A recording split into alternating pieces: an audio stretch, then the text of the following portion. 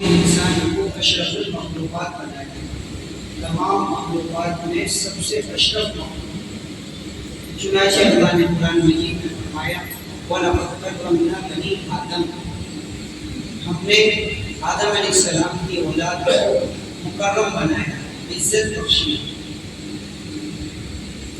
لیکن غور کرنے کی بات یہ ہے کہ انسان کو اشرف المخلوقات کس بنیاد پر بنایا؟ کیا اس کے ظاہری شکل و صورت کے حساب سے اس کو اشرف بنایا کہ اس کی شکل و صورت اچھی ہے، یا اس کے مال و دولت کی بنا پر کے اس کو اشرف المخلوقات کا جو مقام ملا ہے کہ اس وجہ سے ملا ہے؟ نہیں، بلکہ روایات سے پتہ چلتا ہے کہ انسان کو اشرف المخلوقات کا جو مرتبہ ملا ہے وہ اس کے اندر کی خوبیوں اور صفات کی بنا پر ملا ہے۔ ظاہری خوبیوں اور ظاہری حسن و جمال اور ظاہری مال و دولت کی وجہ سے انسان کو اتنا اونچا مقام نہیں ملا، بلکہ انسان کو جو مقام ملا ہے اشرف المخلوقات ملے ہیں وہ اس کے اندر کی خوبیوں کی بنا پر، اندر کی صفات کی بنا پر۔ چنانچہ اللہ کے نبی علیہ السلام نے ارشاد فرمایا ان اللہ لا ينظر الى صورکم واعمالکم، اللہ تعالیٰ تمہاری صورتوں کو نہیں دیکھتے کہ تمہاری صورتیں شکلیں کیسی ہیں، کون گورا ہے کون کالا ہے، کون جسم کے اعتبار سے طاقتور ہے کون کمزور ہے، کون موٹا ہے کون دبلا ہے۔ اللہ تعالیٰ اس چیز کو نہیں دیکھتے، تمہارے مال و دولت کو نہیں دیکھتے، بلکہ اللہ رب العزت تمہارے دلوں کو دیکھتے، تمہارے اعمال کو دیکھتے۔ تو انسان کو جو اشرف المخلوقات کا رتبہ ملا ہے وہ اس کے اندرونی خوبیوں کی بنا پر ملا ہے کہ انسان کے اندر خوبیاں ہیں کہ نہیں، ایمان کی خوبی، نماز اس کے اندر ہے کہ نہیں، اچھے اخلاق اس کے پاس ہے کہ نہیں، معاشرت اس کے پاس اچھی ہے کہ نہیں، معاملات اس کے اچھے ہیں کہ نہیں۔ ان اچھے اعمال، ان اچھی صفات کی بنا پر انسان کو یہ مقام ملتا ہے، ورنہ انسان تو ایک مٹی کا برتن ہے۔ جس طریقے سے آپ پورا ہوتا ہے، مٹی کا برتن ہوا کرتا ہے، تو اس کی کوئی حیثیت اور اہمیت نہیں، اصل اہمیت اور حیثیت اس چیز کی جو اس کے اندر ہے۔ مٹی کا برتن ہے، اس کے اندر لسی ہے، اس کے اندر پانی ہے، اس کے اندر شربت ہے، کافی ہے، چائے ہے، اس کی اہمیت ہے۔ جب آپ نے لسی پی کر ختم کر دی، پانی پی کر ختم کر دیا، چائے کافی پی کر ختم کر دی، تو اس آپ پورے کی کوئی حیثیت نہیں، بلکہ اس کو ڈسٹ بن میں ڈال دی گئی۔ تو اہمیت اندر کی ہے۔ تو ایسے ہی انسان ہے، اگر انسان کے اندر خوبیاں ہیں، اعلیٰ صفات ہیں، ایمان ہے، اعمال صالحہ ہیں، اچھے اخلاق ہیں، نبی پاک علیہ السلام سے سچی محبت ہے، آخرت کی فکر ہے، دنیا سے بے رغبتی ہے، تب تو انسان اچھا ہے۔ اور اگر یہ چیزیں نہیں ہیں تو وہ ایک مٹی کے برتن کی طرح کہ جب تک اس کے اندر چیزیں تھی تو اس کی اہمیت تھی، اور جب وہ چیزیں ختم ہو گئی تو اس کی کوئی اہمیت نہیں۔ انسان تو بے بسی کے ساتھ دنیا میں آیا ہے اور بے بسی کے ساتھ ہی دنیا سے جاتا ہے۔ ہم اپنے آپ کو دیکھ لیں، جب پیدا ہوئے تو بالکل بے بس تھے، اپنی حاجتوں کو، اپنی ضرورتوں کو خود سے پورا نہیں کر سکتے،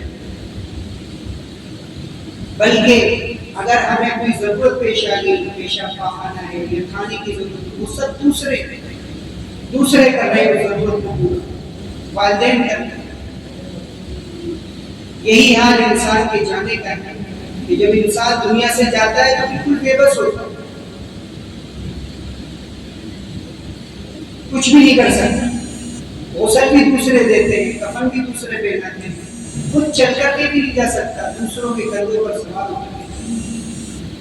جب انسان اپنے آنے میں بے بس ہے, جانے میں بے بس ہے, تو یہ دونوں کے بیچ میں مختصر سی زندگی ہے. کس بات کا غرور اور کس بات کا گھمنڈ ہے, سوچنے کی بات.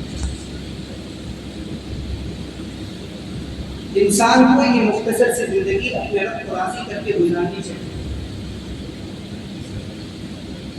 میں عرض کر رہا تھا کہ انسان کی جو خوبی ہے, انسان کو جو اشرف المخلوقات کا لقب ملا ہے, وہ اس کے اندر کی خوبیوں کی بنا پر ملا.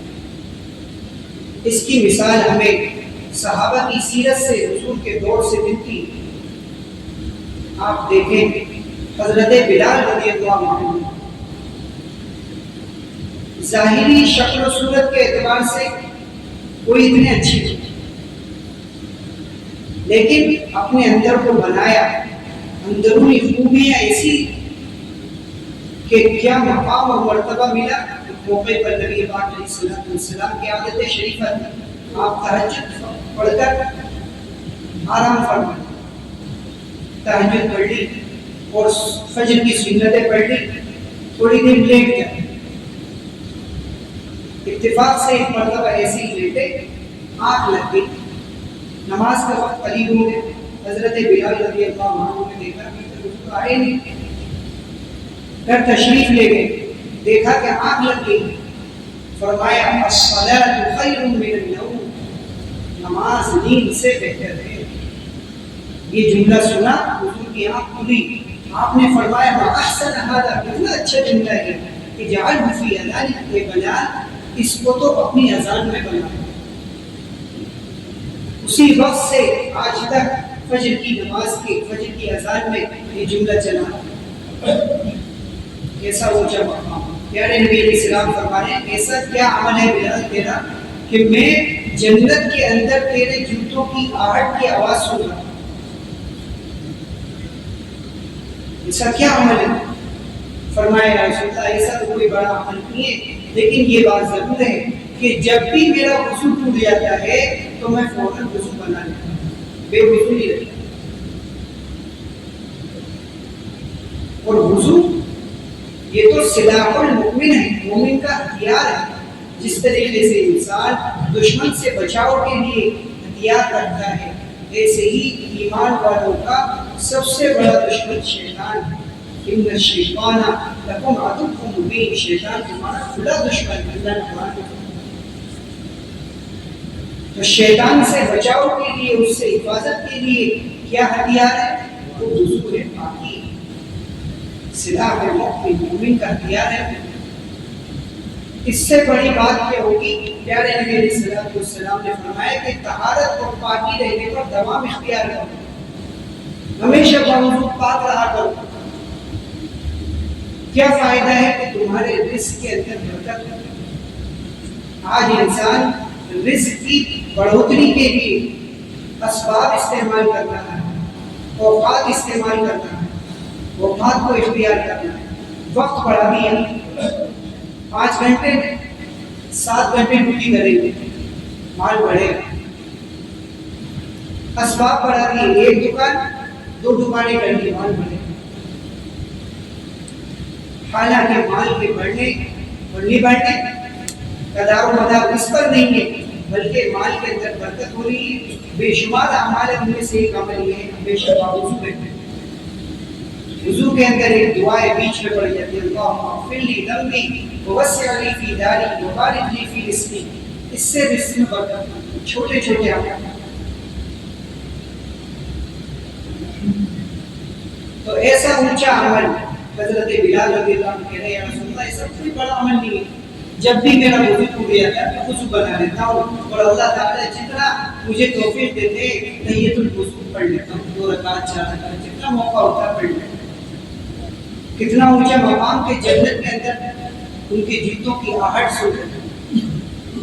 یہی وہ بلال حبشی رضی اللہ عنہ کہ فتح مکہ کے موقع پر پیارے نبی علیہ السلام نے ان سے فرمایا کہ بلال آج تم زمین پر نہیں بلکہ کعبے کی چھت پر کھڑے ہو کر کے اذان دو.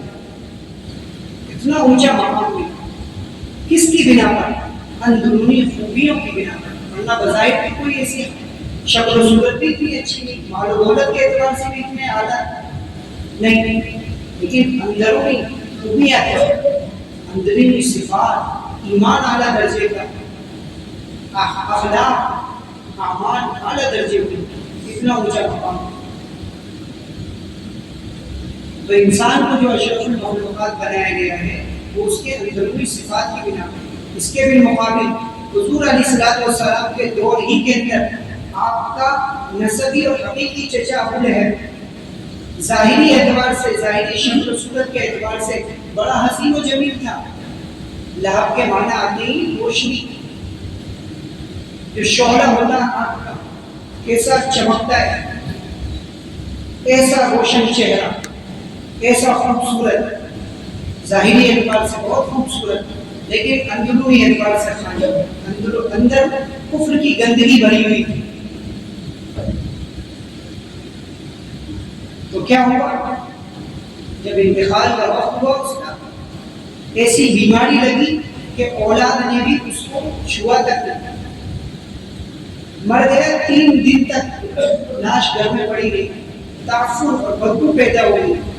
مزدوروں کو بلوا کر لکڑیوں سے اٹھوا کر ایک گڑھا کھودا گیا, اس میں ڈال دیا, پتھر بن گیا. تو اصل انسان کی جو خوبی ہے وہ اس کے اندرونی, کہ اس کے اخلاق, اعمال, ایمان, یہ اعلیٰ کوالٹی کا ہونا چاہیے. ظاہری شکل و صورت, ظاہری مال و دولت, یہ اصل نہیں. اللہ کے نزدیک اہمیت, ان اللہ لا ينظر الى صورکم واموالکم, اللہ تعالیٰ تمہاری صورتوں کو, تمہارے جسموں کو, تمہاری شکل و صورت کو, رنگ کو نہیں دیکھتے, تمہارے مال و دولت کو نہیں دیکھتے.